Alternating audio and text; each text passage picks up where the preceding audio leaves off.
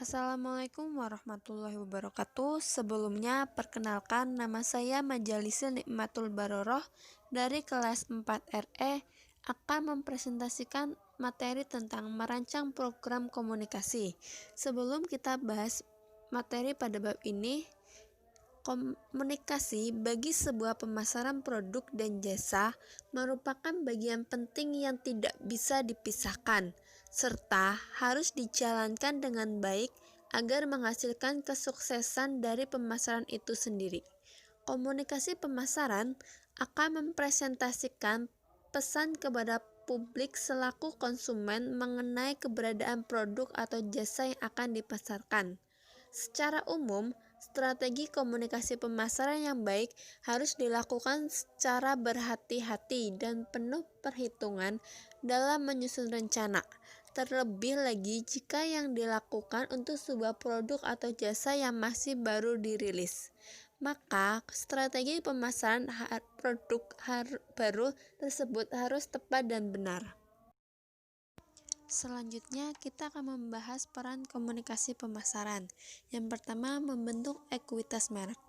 Komunikasi pemasaran memiliki peran untuk membentuk ekuitas merek dari sebuah produk atau jasa dengan menggunakan bauran komunikasi serta kerangka-kerangka dasar komunikasi.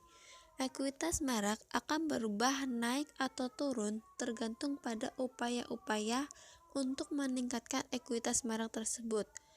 Contohnya yaitu dengan menggunakan nama yang unik dan memiliki makna yang baik, serta program pemasaran dan komunikasi pemasarannya efektif dan konsisten juga akan membangun ekuitas merek dengan nilai yang baik. Selanjutnya, yang kedua, memilih media komunikasi. Peran komunikasi pemasaran untuk memilih media komunikasi sebagai alat penyampaian peran juga sangatlah penting. Contohnya, memilih iklan sebagai media pemasaran akan memberikan dampak positif bagi produk ataupun jasa yang dipasarkan. Yang ketiga, menjadikan produk diterima dengan baik. Peran komunikasi pemasaran yang dilakukan dengan baik juga akan mengakibatkan sebuah produk atau jasa yang ditawarkan diterima dengan baik oleh masyarakat.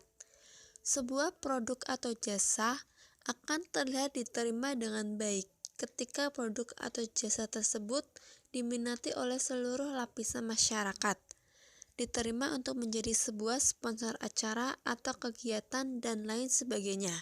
Selanjutnya, yang keempat, alat penyambung perusahaan. Komunikasi pemasaran juga memiliki peran sebagai penyambung suara dan kegiatan perusahaan dengan tujuan membangun hubungan baik dengan konsumen. Setiap perusahaan yang mengeluarkan sebuah produk atau jasa haruslah menggunakan komunikasi pemasaran yang baik demi terciptanya hubungan jual beli yang baik juga. Yang kelima, kesadaran. Peran komunikasi pemasaran yaitu untuk meningkatkan kesadaran masyarakat selaku konsumen untuk menggunakan produk atau jasa yang ditawarkan. Misalnya, konsumen tahu apa fungsi produk tersebut. Yang keenam, penambah pengetahuan. Jika konsumen memiliki kesadaran terhadap suatu jenis produk atau jasa, namun mereka tidak tahu terbuat dan dibuat oleh siapa produk tersebut, maka komunikasi pemasaran memiliki peran sebagai media atau alat informasi. Contohnya, komposisi pembuatan, perusahaan pembuat, harga produk, dan lain-lain.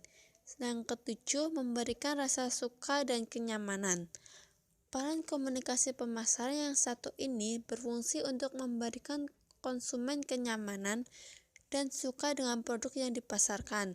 Kenyamanan dan kesukaan konsumen terhadap sebuah produk yang ditawarkan harus dijaga dengan baik agar produk yang ditawarkan dapat bertahan dalam jangka waktu yang lama. Selanjutnya, yang kedelapan yaitu referensi pembanding.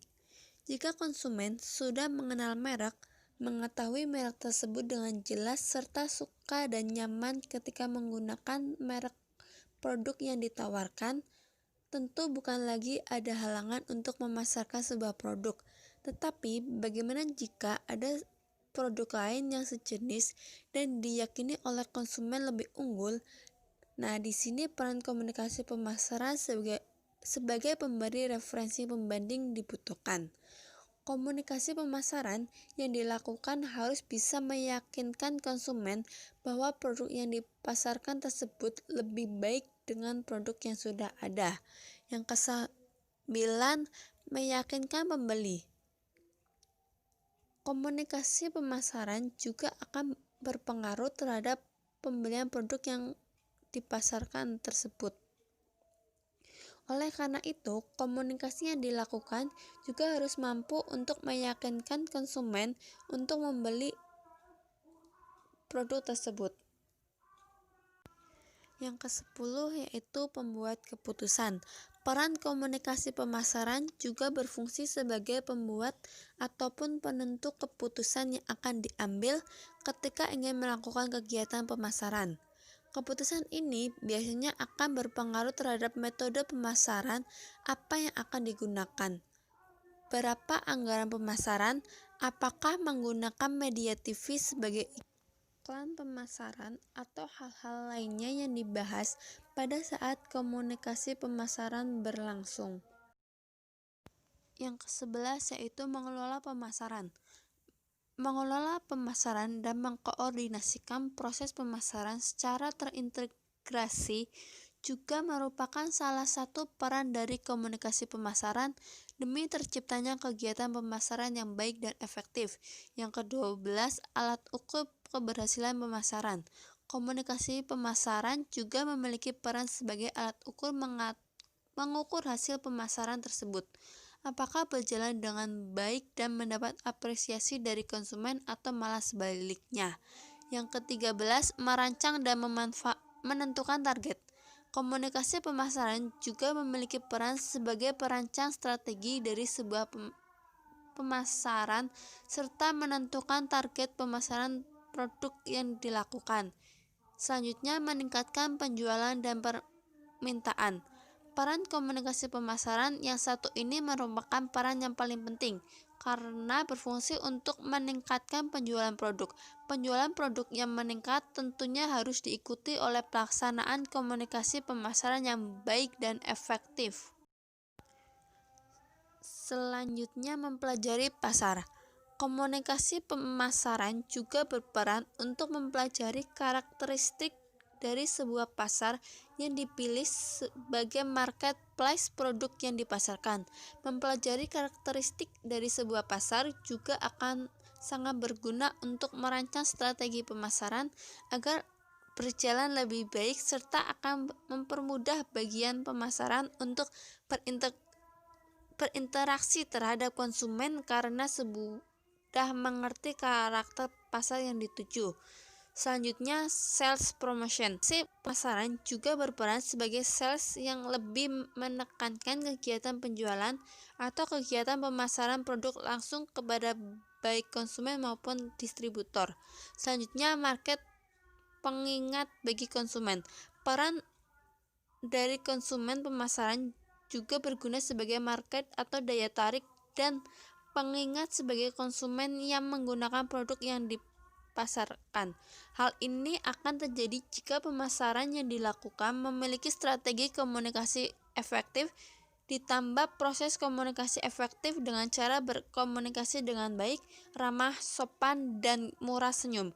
Jika hal tersebut dilakukan, maka tahap-tahap komunikasi pemasaran yang dilakukan tidak akan memiliki hambatan-hambatan komunikasi yang berarti. Selanjutnya, kita akan bahas mengembangkan komunikasi yang efektif.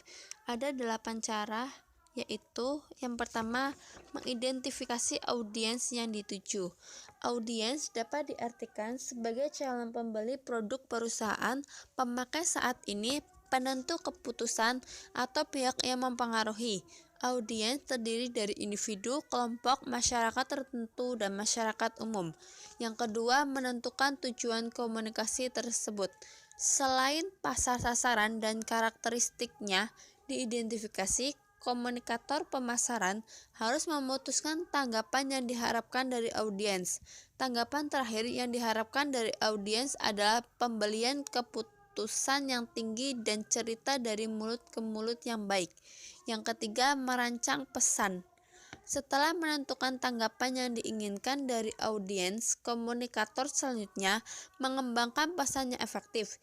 Idealnya, pesan ini harus menarik perhatian atau attention, mempertahankan ketertarikan atau interest, membangkitkan keinginan atau drive, dan mengembangkan tindakan atau action. Yang keempat, memilih saluran komunikasi. Saluran komunikasi terdiri dari dua jenis, yaitu saluran komunikasi personal, mencangkup dua orang atau lebih yang berkomunikasi secara langsung satu sama lain. Yang kedua, saluran komunikasi non-personal, menyampaikan pesan tanpa melakukan kontak atau interaksi pribadi, tetapi dilakukan melalui media, atmosfer, dan acara. Yang kelima, menentukan total anggaran promosi. Bagaimana perusahaan menentukan anggaran promosi? Ada 4 metode utama. Yang pertama, metode sesuai kemampuan. Yang kedua, prestasi penjualan. Yang ketiga, yaitu metode keseimbangan persaingan. Yang keempat, metode tujuan dan tugas. Yang keenam, membuat keputusan atas bauran pemasaran atau marketing mix. Perusahaan harus mendistribusikan total anggaran promosi untuk 5 alat promosi, yaitu yang 1. Iklan, 2. Promosi penjualan, 3. Public relation dan publisitas, 4. Promosi selling, 5. Direct marketing. Yang ketujuh, mengukur hasil promosi tersebut. Setelah menerapkan rencana promosi, komunikator harus mengukur dampaknya pada audiens sasaran. Hal ini mencangkup menanyakan audiens sasaran apakah mereka mengenali atau mengingat pesan yang telah disampaikan, berapa kali mereka melihatnya, hal-hal apa saja yang mereka ingat, bagaimana perasaan mereka tentang pesan tersebut, dan sikap mereka sebelumnya dan sekarang tentang produk dan perusahaan itu. Yang kedelapan, mengelola dan mengkoordinasi proses komunikasi pemasaran terintegrasi. Banyak perusahaan memilih sangat mengandalkan satu atau dua alat komunikasi untuk mencapai tujuan komunikasinya. Praktek ini terus berlangsung, meski sekarang ini terjadi disintegrasi dari pasar massal ke banyak pasar kecil. Masing-masing memerlukan pendekatan komunikasi tersendiri. Berkembangnya berbagai jenis media baru dengan semakin canggihnya konsumen, alat komunikasi pesan, dan audiens yang sangat lebih modern.